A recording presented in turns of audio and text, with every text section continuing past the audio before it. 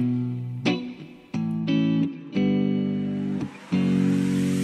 time to sit back, relax, get your mind on track. You are now listening to Palmer's Podcast. We can talk about it, it don't matter what it is. Any topic, when we talk about it, everybody wins. If we all work together, we'll figure out a plan. Be the helping hand, always do everything that we can. In the end, everything will turn out right. Let's get the podcast started with Palmer up on the mic. Hey, what's up, guys? It's Nick Palmer with Palmer's Podcast. At the UB Studios with no one and only DJ Parker. What's up, man? What's going on? Not much. Man, we don't even really know what we're going to talk about. We just figured we'd throw up a podcast because our day's been freaking crazy. So we're sitting here in the middle of this construction going on here at the studio. So lovely. I wish I could show people pictures right now. You know, if you guys want to see a little bit of the progress, I did post some things up on our YouTube channel. It's called Unique Beats or Unique Beats Radio. It was a little 2 clips. It says radio build part 1 and part 2. Kind of give you a little idea of what's going on in here. You already had that up? I do. No shit. That's cool, man. And that was the last thing. Since you came, it's progressed a little more. We had all the insulation. Yeah, I hit DJ up with a freaking bombshell. I was like, hey, let's just get this thing going, man. I really love what you're doing here, man. Like, I love this space. I love the concept. I love everything about it. And I think it's so outside the box. And, we had Bob Pilgrim stop by today. Local guy, huge music person, excellent songwriter. He plays for 35 Tracks. Man, all those guys are cool, man. Jerry Way, they've supported me from day one, bro. Like, they were like on it. They were like, hey, man, we want to be out there with you. We want to hang out. I was like, man, that's awesome. Like, and I just didn't see that. I didn't see that shit coming, you know. Like, he seemed like a pretty top-notch guy, you know. Man, I've known Bob my whole life. Like, actually, like, they used to have another band, like, that's back in the day or whatever, and my dad owned the Cleaners downtown. It's actually called the Depot now. The Beechams own it, and they have like a cool little space there they created, and it was a 1 hour Cleaners, man. Fresh as a flower in 1 hour, dude. Like, that's what it was. Very nice. Yeah, but I don't know if my dad or like Phil Amos came up with that concept, but anyway, they had a little space in the back, and Bob and his buddies would come in and they would jam, man. And I remember being little in there, like, Dad would always get called out because the boiler was like always breaking, dude. Like, this boiler, I feel like he didn't have a boiler after that, even if he could, just because of all the time he spent just screwing with that thing. But anyway, we went down there, and man, I would like I'd hear him playing back there, and Dad's like, hey, don't go back there. Don't go back there, man. Like, they don't want you back there. Don't be nosing in their business.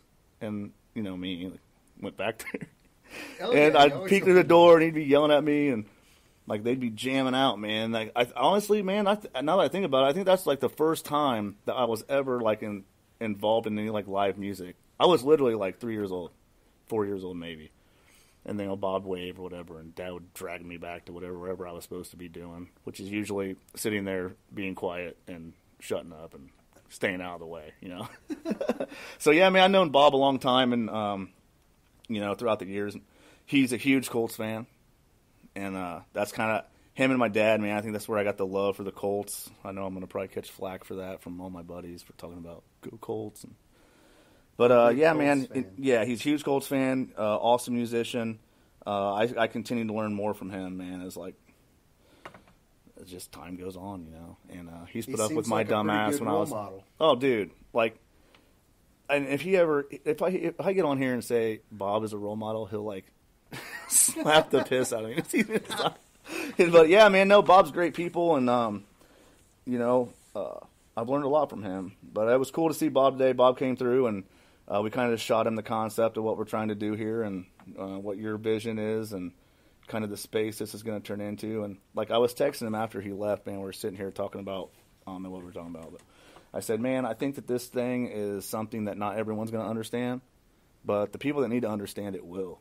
And that's all that matters, you know. And so, yeah, he's excited. He's like, I'm still trying to, take it all in and process all this information that you guys dumped on me today. And so, yeah, man, it'll be cool. And he's gonna be kept in the loop. And after I told him, hey man, don't say shit, don't say nothing about that. Now I'm blasting it on a podcast. But anyway, yeah, so that was cool. On top of that, after he left, we had some excitement in the parking lot. That dude, I don't know what he was doing, but shout out to Cody Gibson and Sloan Hayes, 2 local law enforcement officers. They kind of handled business out front as gentlemen, and that was cool to see. And we got to talk to them a little bit. And did you see Sloan's stash, dude? His mustache game. I think that was the first thing I said to you. I was like, that reminded me of a Super Trooper right there. You know, dude. Sloan Hayes' mustache game is glorious right now. I'm not even making fun of him, dude. Like, that just needs to be recognized. We call that the flavor saver. Yeah. The whole flavor saver. Yeah. Hey, man, we're going to catch back up with you guys. Our lumber has been delivered, so we got to shut this off. We're going to go back into doing a little bit of construction here, but again, thank you all. Step right up, who's next in line? I got them hot dogs cooking, it's about that time. I got everything you need, if you're hungry come and eat. From Detroit to Chicago, you can find me in the streets. I'll be hooking up the meats, I'm just trying to do my small part. My name's Nick, come and get it at the dog cart. You can find me anywhere, online, my website's nicksdogcart.com. You can call me on the phone, you don't ever have to wait. 260-330-3498. So if you're hungry, come and get you a plate. I'll hook you up and the food's great. Go ahead and check the menu. Our dogs come in all different styles, and we'll go the extra mile to give you service with a smile. Great food, low prices, you know how we do it. So come and see me and be a part of the movement.